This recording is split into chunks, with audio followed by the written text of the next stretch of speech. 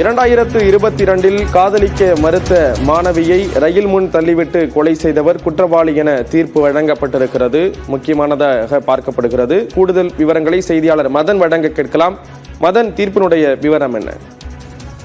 ஸ்ரீராம், சென்னை பரங்கிமலை காவல் குடியிருப்பில் வசித்து வந்த கல்லூரி மாணவி சத்யபிரியாவும் அதே குடியிருப்பில் வசித்து வந்த சதீஷ் என்பவருக்கும் காதலித்து வந்ததாகவும், பிறகு சத்யபிரியாவின் பெற்றோர் எதிர்ப்பால் சதீஷுடன் அவர் பேச நிறுத்திவிட்டதாக கூறப்பட்டது.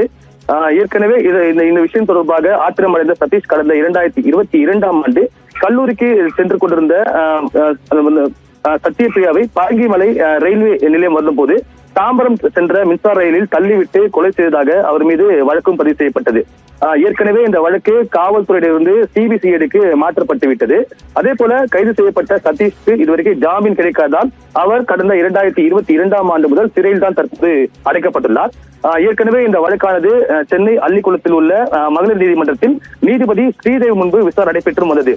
இந்த வழக்கை பொறுத்தவரைக்கும் சிபிசிஐடி தரப்பில் இதுவரைக்கும் 70 சாட்சிகள் விசாரணை மேற்கொள்ளப்பட்டது.